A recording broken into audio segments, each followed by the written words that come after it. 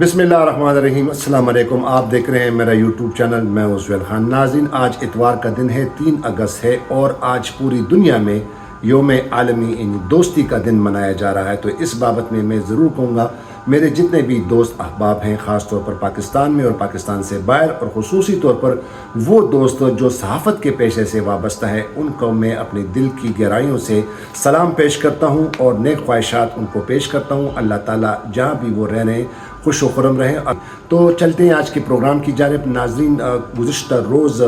आल party conference मुनक्किद की, 2 रोज़ा conference थी जिसमें अपोजिशन के पार्टियों में उन्होंने शिरकत की और उस पर उसके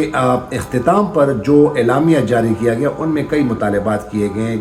चार्टर ऑफ डेमोक्रेसी की भी बात की गई, लेकिन उसमें एक अहम मुतालबा ये था कि वो जो 26वीं आईनी तरमीम है उनके ख़ात्मे का उन्होंने मुतालबा किया। मैंने कहा कि चलो आपके साथ ये शेयर करूं कि आया ये जो मुतालबा है ये मुश्किल है या नामुमकिन है, और ये कहाँ तक इस पर जो है हुकूमत अमल दरामद कर सकती है या इस मुतालबे को मानती है। तो इस पर तफसील से आज आपके साथ ज़िक्र करूँगा। लेकिन नए देखने वाले नाज़रीन से मेरी इल्तिमास ज़रूर है कि वो इस चैनल को सब्सक्राइब करें, बेल आइकन के बटन को दबाएं और अपनी फ़ीडबैक, अपनी आरा ज़रूर दिया जिक्र करूँगा। लेकिन नए देखने वाले नाज़रीन से मेरी इल्तिमास ज़रूर है कि वो इस चैनल को सब्सक्राइब करें, बेल आइकन के बटन को दबाएं और अपनी फ़ीडबैक, अपनी आरा ज़रूर दिया। आज सुबह मैंने बड़ा एक बहुत ही बेहतरीन आर्टिकल द न्यूज़ अखबार में पढ़ा और बड़ा खूबसूरत तरीके से एक लाहौर बेस एक वकील है अबू ज़र सलमान खान नियाज़ी, उन्होंने एक बड़ा ज़बरदस्त आर्टिकल इस हवाले से लिखा है। जब ये आर्टिकल मैंने पढ़ा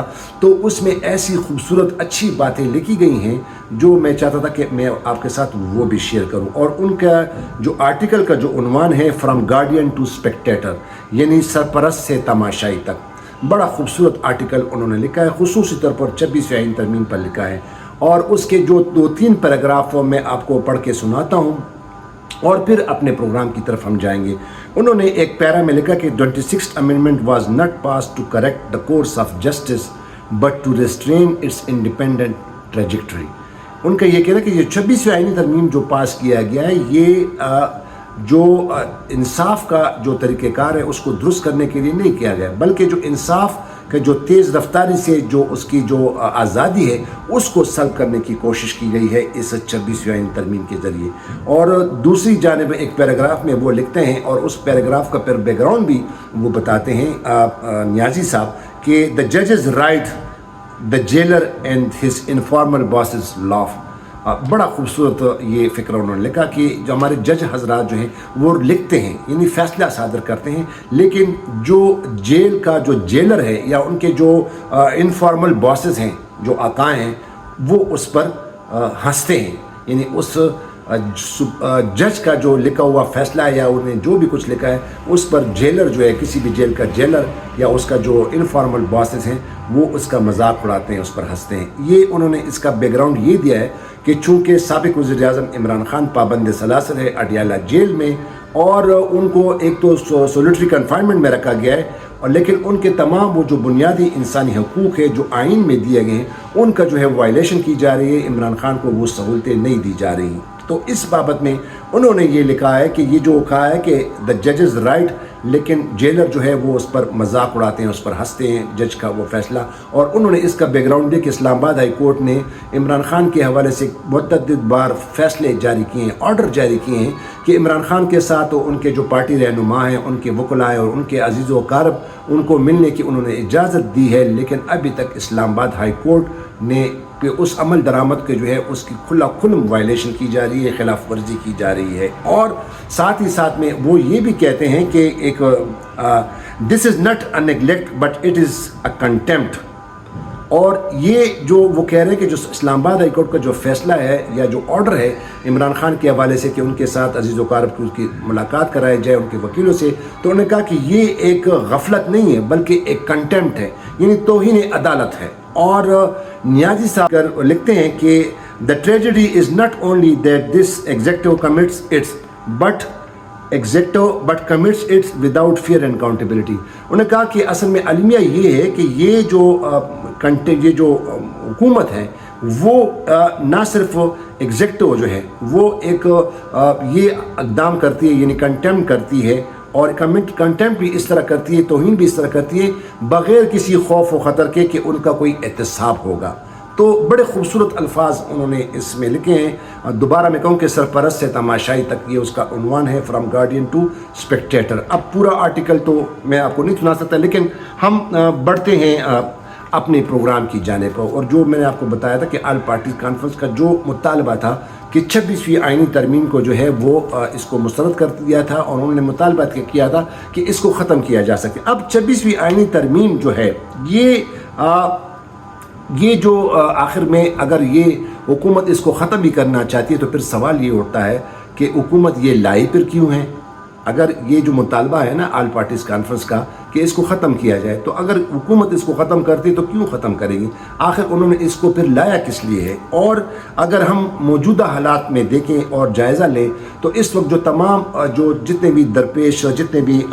آئینی, قانونی اور عدالتی معاشی جو بحران ہیں, ان سب کا نچوڑ اگر ہم دیکھیں اور اس کا جائزہ لیں تو یہی 26ویں آئینی ترمیم ہے. اور یہ جو حکومت نے یہ جو ترمیم کی ہے 26ویں ترمیم, اس کے پیچھے ایک بہت بڑا زیادہ ایک قسم کا ایک بہت بڑی کارروائی ہے, ان کا ایک بہت بڑا اس کا مقصد ہے. اور وہ تمام جو مقصد کیا ہیں, یہ تمام جو ملک کے جو آئینی ماہرین ہیں, جو قانون دان ہیں, انہوں نے کئی طرح سپریم کورٹ میں درخواستیں بھی دائر کی ہیں, بہت زیادہ اس کو چیلنج بھی کیا گیا ہے. لیکن اس میں جو بنیادی بات یہ ہے کہ آخر حکومت کو کیوں ضرورت پڑی کہ یہ 26ویں آئینی ترمیم لائیں. اب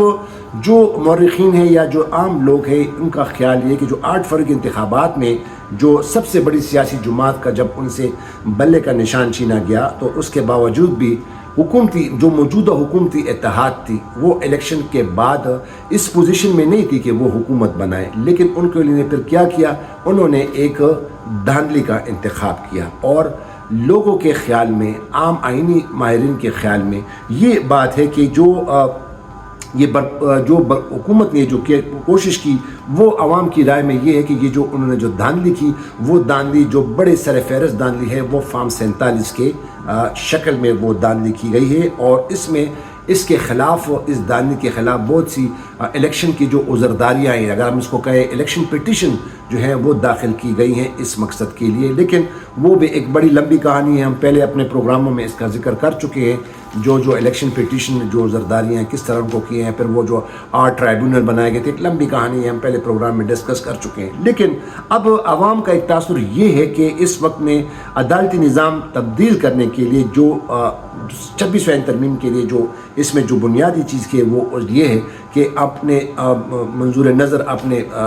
من پسند ججز کو ان کو آئینی عہدوں پر بٹھایا. اور اس میں پہلے جو ہے جو 26ویں آئینی ترمیم کا جو بنیادی جو پہلا مسئلہ تھا وہ چیف جسٹس کی تعیناتی تھی. اور آپ کو پتہ ہے کہ جو چیف جسٹس قاضی فائز عیسیٰ جب چیف جسٹس ریٹائر ہوئے تو اس کے بعد جو سینئر ترین جج تھے وہ جسٹس منصور علی شاہ تھے, لیکن ان کو وہ جج نہیں بنایا گیا, چیف جسٹس نہیں بنایا گیا. ایک 26ویں آئینی ترمیم آئی اور اس کے تحت پھر جو طریقہ کار اختیار کیا گیا وہ پھر چیف جسٹس کا ایک یہ بھی تعیناتی بھی جو تھی یہ 26ویں آئینی ترمیم کا حصہ تھی. اور اس طرح پھر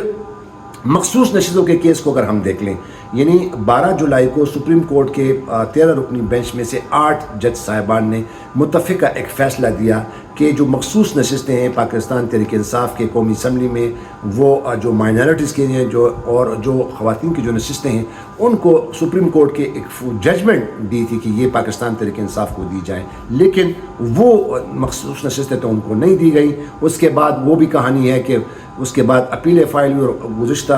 1 مہینہ پہلے سپریم کورٹ کے جج نے ان کو سارا سب کو چھڑا دیا اور اس کے فیصلے کو, اور پھر مخصوص نشستیں جو ہیں وہ PTI کو نہیں دی گئیں اور تمام جو اور پارٹیاں تھیں ان میں بندرباڑ کر دی, ان میں تقسیم کر دی گئی. تو یہ ایک تمام عوام تاثر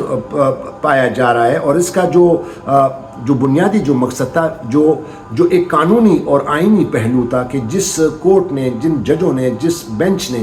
وہ مخصوص نشستوں کے کیس کے حوالے سے جو فیصلہ صادر کیا تھا, ان ججوں کو پھر جو آئینی بینچ میں جو سن رہا تھا نظر ثانی کی درخواست میں, ان ججوں کو اس بینچ سے الگ کر دیا. تو یہ بھی ایک بہت بڑا جو ہے ایک بہت بڑا ایک آئینی جو ایک ریکوائرمنٹ تھی اس کی وائلیشن کی گئی. تو یہ تمام وہ پہرائے ہیں جو 26ویں آئینی ترمیم جس مقصد کے لیے لایا گیا. اس طرح باقی جو سپریم کورٹ کے جو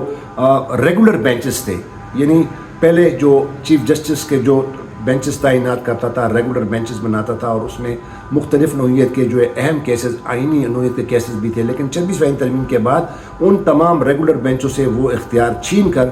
آئینی بینچوں کو سونپ دیا گیا۔ آئینی بینچوں کے لیے بھی ایک اس 26ویں ترمیم کے تحت ایک ڈھانچہ بنایا گیا ہے، اور اس کے لیے بھی ایک اپیلیں سننے کا اور کون کون سے بینچ بنیں گے اسی کا ایک کمیٹی بنائی گئی ہے اسی آئینی بینچ کے لیے، اسی ججوں میں سے۔ تو یہ بھی ایک بہت بڑا 26ویں ترمیم کا ایک بہت بڑا ایک پارٹ، ایک رول تھا کہ انہوں نے ریگولر بینچوں سے تمام وہ چیزیں جو ہیں وہ لے کر آئینی بینچوں میں سونپ دیا۔ اور آپ کا سامنے بات ہے کہ آئینی بینچ نے مخصوص نشستوں کا کیس بھی جو ہے فیصلہ سنا دیا، پاکستان تحریک انصاف سے وہ مخصوص نشستیں چھین لی۔ اس طرح جو فوجی عدالتوں میں جو سویلین کا ٹرائل تھا وہ فیصلہ بھی سپریم کورٹ کا پہلے جو کالعدم قرار دیا، اور آرمی ایکٹ کے تمام وہ شقیں برقرار رکھیں۔ تو یہ تمام وہ چیزیں ہیں جو 26ویں آئینی ترمیم کے تحت گھومتی رہتی ہیں، اور اس طرح جو سب سے جو اس میں جو ایک اہم نقطہ ہے کہ جوڈیشل کمیشن جو ہے، جوڈیشل کمیشن آف پاکستان، جو ایک آئینی ایک فورم ہے جس میں اعلیٰ عدلیہ میں ججز کی تعیناتی، سپریم کورٹ میں، ہائی کورٹوں میں جو ججز کی تعیناتی ہوتی تھی وہ آئین کے تحت جوڈیشل کمیشن کرتا تھا، اور جوڈیشل کمیشن میں جو زیادہ جو تھے وہ جج صاحبان ہوتے، جوڈیشری سے لوگ ہوتے، لیکن 26ویں آئین ترمیم کے تحت اس میں پھر حکومت کو رول زیادہ کر دیا گیا، حکومت کے نمائندگان، ان کو نمائندوں کا تعداد اس میں زیادہ کر دی، صرف اور صرف اس لیے کہ اپنے فیصلے جو ہیں اپنی مرضی کے مطابق فیصلے لے سکیں، اور اس میں وہ اس طرح ججز جو ہے تعیناتی کریں۔ اس میں اگر آپ کو یہ بتاتا چلوں کہ جو ہائی کورٹوں میں جو چیف جسٹس صاحبان کی تعیناتی، اور حال ہی میں جو کہ بہت بڑا سلسلہ اب بھی چل رہا ہے اسلام آباد ہائی کورٹ میں، جس طرح چیف جسٹس کی تعیناتی کی گئی، اور اسی ہائی کورٹ میں تمام اور ہائی کورٹوں سے ججز کو ٹرانسفر کیا، یہ بھی سپریم کورٹ میں ایک فیصلہ تھا، اس کے خلاف درخواستیں وہ بھی اڑا دیا گیا۔ تو یہ وہ تمام وہ ساری چیزیں، اب سوال یہ پیدا ہوتا ہے کہ جو آل پارٹیز کانفرنس نے یہ مطالبہ کیا ہے کہ یہ 26ویں ترمیم کو ختم کیا جائے، تو اگر میں غلط کہوں گا تو اس کا جو ہے نہ صرف مشکل ہے بلکہ ناممکن ہے، کیونکہ حکومت نے اس پر نہ کچھ سوچ سکتی ہے اور نہ ہی جو ہے وہ کچھ کر سکتی ہے۔ اور اس کے علاوہ میں آپ کو یہ بھی بتاتا چلوں کہ اس 26ویں ترمیم کے خلاف تقریباً 2 درجن سے زائد درخواستیں سپریم کورٹ آف پاکستان میں پینڈنگ پڑی ہوئی ہیں، اور وہ درخواستیں جو ہیں اس میں ایک دفعہ ایک عام ریگولر بینچ نے اس میں سماعتیں کی، پھر آئینی بینچ نے بھی اس کی سماعت کی، لیکن اس کے لیے سپریم کورٹ کے سینئر ترین ججوں نے کئی بار چیف جسٹس کو خطوط بھی لکھے کہ اس کے لیے ایک فل کورٹ بنایا جائے، اور فل کورٹ بھلے ان درخواستوں کو مسترد کر دے لیکن کم از کم یہ تو اس کو سن تو لے، اس کی جو آئینی جو حیثیت ہے اس کو ڈٹرمن کرے، اس کا جائزہ لے، لیکن اس پر ابھی تک کچھ نہیں ہوا۔ تو اب دیکھنا یہ ہوگا کہ یہ جو مطالبہ کیا گیا آل پارٹیز کانفرنس نے، سب سے بڑا سوال یہ پیدا ہوتا ہے کہ اگر چیف جسٹس آف پاکستان، اب تو سپریم کورٹ میں چھٹیاں ہیں، سپٹمبر تک ججز کی چھٹیاں ہیں، کچھ ججز کام کر رہے ہیں کچھ بینچوں میں، لیکن اب دیکھنا یہ ہوگا کہ آیا یہ جو 26ویں ترمیم کے خلاف جو متعدد درجنوں درخواستیں ہیں یہ سماعت کے لیے چیف جسٹس آف پاکستان مقرر کرتے ہیں، اور جو سب سے بڑا سوال یہ ہے کہ آیا یہ ججز یہ درخواستیں کیا آئینی بینچ کے سامنے مقرر کیے جائیں گے، جو کہ خود یہ آئینی بینچ جو ہے یہ 26ویں آئینی ترمیم کی پیداوار ہے۔ تو اب دیکھنا یہ ہوگا کہ پاکستان میں رول آف لا ہو، پاکستان میں آئین کی حکمرانی ہو، پاکستان میں قانون کی حکمرانی ہو، عدلیہ آزاد ہو، یہ ملک